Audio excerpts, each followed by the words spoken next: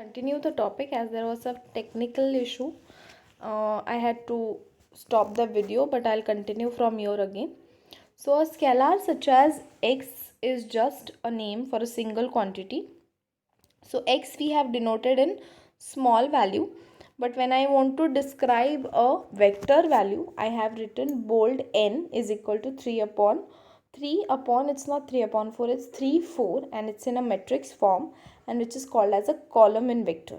So the numbers 3 and 4 are called components of n. So they won't be said 3 upon n, they will be said separately, that is the components of n, and their position within the brackets is significant. So the position is significant, they don't change the position.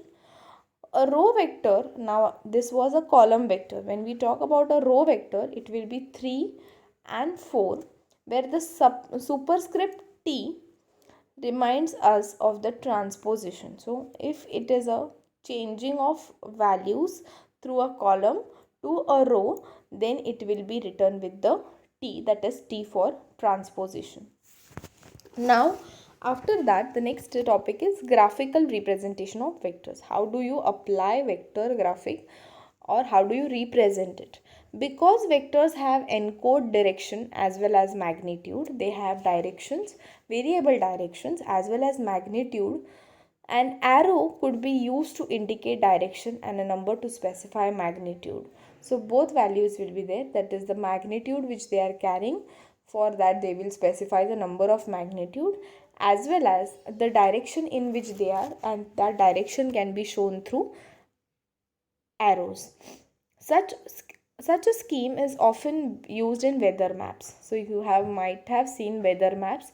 Weather maps have the weather climate condition as well as, that is a number, that is 36 degree, 30 degree, 45 degree, all those things, as well as to show the direction of your directions of all the globe. They have those arrows. Although this is useful graphical interpretation for such data, it is not practical for algebraic manipulation. So your weather maps cannot be used likewise for your arithmetic manipulations. They can only just be used for normal holdings or calculation. We cannot say calculation, for just for reference purpose they can be used. Cartesian coordinate provide an excellent mechanism for visualizing vectors and allowing them to be incorporated within the classical framework of mathematics. So basically, Cartesian coordinate provides us a proper and a significant way through which vectorization can be shown. Figure below shows a vector represented by a short line segment. The length of line represents vector's magnitude and orientation defines its direction. But as you can see from the figure, the line does not have a direction. Even if we attach an arrow ahead to the line, which is standard practice for annoting vectors in books and scientific papers.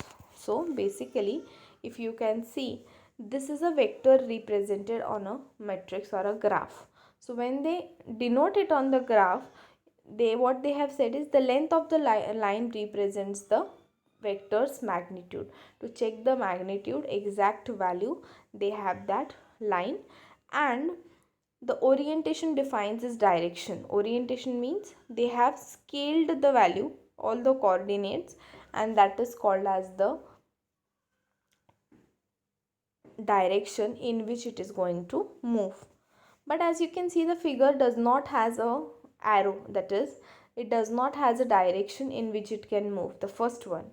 So what happens, people will not know what coordinates are moving on what side. Even if we attach an arrow ahead to the line, which is standard practice for annotating vectors in books and scientific papers, that does not possibly check whether my actual value is incrementing or going in the same direction or not. The line's direction can be determined first by identifying vector's tail and then measuring its components along the x and y axis. So first we have to decide, if we want to put the arrows, we have to decide where the tail is, that is the end part of my actual line, and then we can start the judgment through both x and y axis. As you can see, x1, y1, x2, y2, all such things.